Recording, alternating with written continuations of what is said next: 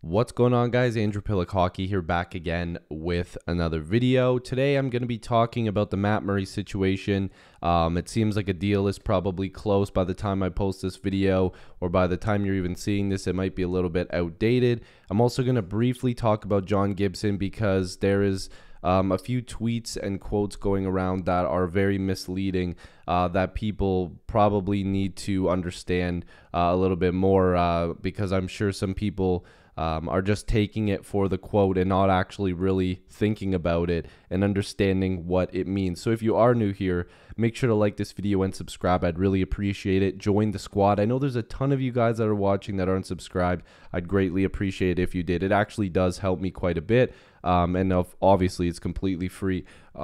Excuse me, but thank you so much for your guys' support. Thank you to all the people that also wished me to feel better, because I've been so sick recently. So thank you guys very much. But let's get into why I'm talking about this. So Kevin Weeks and multiple other sources have been talking about the fact that there is some solid framework between the Senators and Maple Leafs on a potential Matt Murray to Toronto deal, but the completion of this deal is hanging on the balance of the Leafs trying to make sure that Matt Murray's health is under control. Now, this is something that a lot of people seem to be ignoring in this whole Matt Murray to Toronto trade talk and rumor stuff or whatever.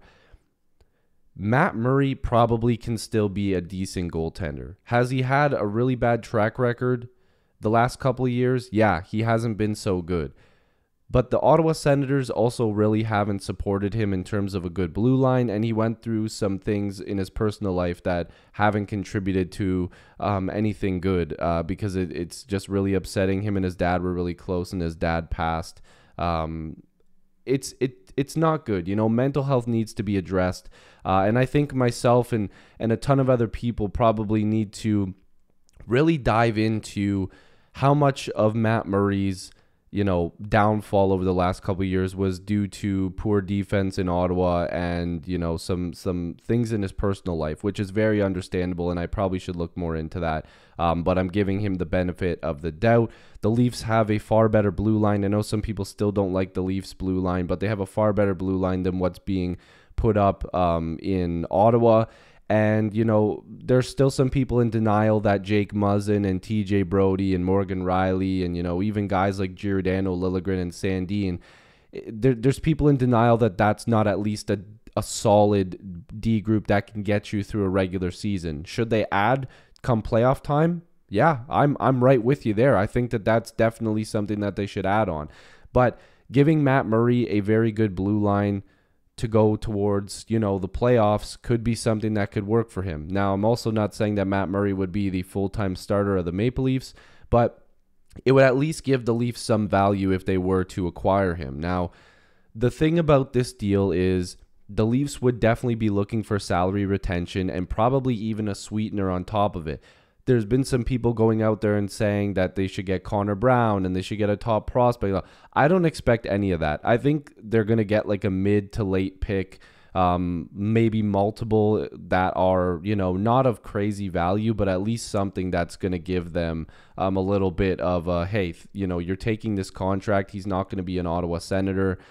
So we're going to give you a little bit of a sweetener. Now, mind you, there could be a third team that gets involved and makes this deal a lot better for the Maple Leafs, and then that would not give the Leafs as much of a sweetener because, they'd be paying under $3 million for Matt Murray because they could get double 50% retention, or maybe even, 40% retention from Ottawa and, another little bit from another team. But we can get into all of that. There's no actual trade in place at the time I'm recording this. There's no, full trade details or anything like that. But it's something to think about. The Leafs could still go out there and get another goalie in free agency and have a 1A, 1B, because it looks as though that Jack Campbell's going to be an Oiler, Darcy Kemper's likely going to Washington, and a lot of the other goalies like Marc-Andre Fleury and Georgiev and all these guys have found homes. And I'll get to John Gibson in a second, but there's a good and bad to tweets like this. And I do read Kevin Papetti's tweets quite often. But Matt Murray only had 20 games played this season. He was very good through his first 18. A 920 save percentage, if his season ended there, he would have had the fourth best goals GSA X on a. I don't like using these stats because people don't like these, but basically it's fancy numbers to say that his goals saved above average, and his expected saves and everything like that was pretty good. Like his underlying numbers were pretty good, but that would have only put him behind Shesterkin, Anderson, and Comrie. Then he gave up 5 to Tampa and 8 to Arizona. And then it follows up with his last game of the season against Arizona, moved his save percentage from 915 to 906. But I don't like using that because you could just take any goalie and take their 2 terrible games out, and their numbers would probably be better. But I just want to look at the basis of the Toronto Maple Leafs got really poor goaltending anyways from Jack Campbell for a good portion of the season. Now, mind you, for a good portion of the season, he was also like a Vezina candidate, but there was part of it where he was really bad. So if Matt Murray can be a 910 save percentage goalie or a 915 would be unbelievable. But if you can get a 910 out of Matt Murray and a good 30 to 35 games out of him, which could be asking a lot, and then get another goalie that is a younger, cheaper goaltender that could come in and give you, the rest of those games and give you decent numbers, the Leafs will be fine. But I'm just not okay with thinking, like, why are we just settling for okay? This team needs to be contending. This team needs to be a team that's towards the top of the league. If the Leafs can get a low buy in Matt Murray and fix him with the new goalie coach, and they think that he's going to turn it around with a better blue line in front of him, sure, this looks fantastic. But if he just comes to Toronto and still plays poorly, and we've taken on his cap hit while we just traded away Peter Mrazek's cap hit, and we had to move down spots in the draft, which I'm not hating on the trade, but we've already gotten rid of a problem contract. If we acquire another one and it becomes a problem again, then what's the point? It doesn't make any sense to me. So if I'm the Leafs, I'm trying to get as much salary retained for Matt Murray and bring him in at a really cheap number and go out there and acquire via trade or free agency another young goaltender that can give you big games and could potentially take over a starting role, and then have guys like Shalgren and Wall come in and replace a few games, because it's going to happen. So that's probably the direction that the Leafs are going, but I'm not positive that this is the best option for the Toronto Maple Leafs. But they are losing out on some other goalies. Like I said, that cap hit is very high, so they'll need a lot of salary retention.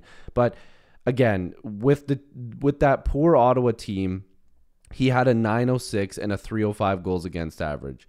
So if you can get these numbers a little bit better with a better Toronto team, that's fantastic. But I'm also not ignoring these numbers from the previous season. They did have a pretty bad team as well, but you really need to make sure that this is not the goalie that you're acquiring, and it's the goalie that gave, Pittsburgh some decent numbers. That save percentage needs to come up a little bit, but in the playoffs, he performed pretty well. His numbers previous to this obviously were really good. And the other thing that people need to understand is he's also a former Sioux Greyhound, and that's something that Dubas and Sheldon Keefe have done. Not all of them have worked out, but a lot of them have. Jack Campbell, Jake Muzzin, Michael Bunting. The only one that really didn't work out was Nick Ritchie. So I'm hoping that this does work out if he ultimately does become a Leaf, because it's looking more and more like he's going to. So we'll have to see what happens. But I want to finish this video off with something that I wasn't very happy about.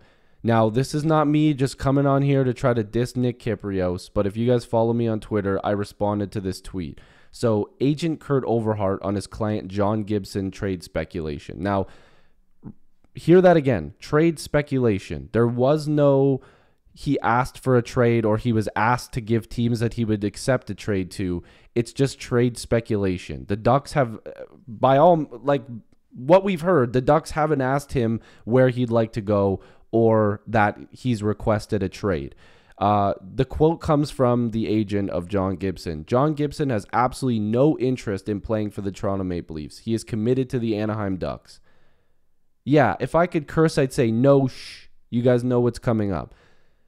Of course, John Gibson who plays for the Anaheim Ducks, who's under contract for the Anaheim Ducks, who hasn't requested a trade from what we've heard and hasn't been asked to give a list of teams that he would go to, of course he's going to say he's committed to the Ducks. That's like, I don't know, William Nylander just getting his agent to come out and say, guess what? I'm not going to the Washington Capitals because I'm a Maple Leaf. Yeah, I mean, thanks, man. We get it. Like, we know because you're under contract. So this is a pure example of a Leafs clickbait tweet. You attach a popular player that Leaf fans would like to the Maple Leafs name and blast the Maple Leafs, and it's clickbait. It doesn't really make me think that that's good reporting or anything like that. It's literally just to get a few extra clicks. That's really all it is. And I would not put any, like I just wouldn't put anything into that tweet. Like I just don't think that it makes a lot of sense. So I just wanted to end the video on that. Let me know what you guys think. By the time I upload this or post it, I keep checking my phone. I want to see what happens because, like I said, by the time I upload this video might be overdue. Like it might be already crap. So let's see what happens. If you are new here, make sure to like this video and subscribe. Join the squad. I'd really appreciate it. Thank you so much for all the new subscribers, and hopefully I'll see you in the next video or stream. Peace.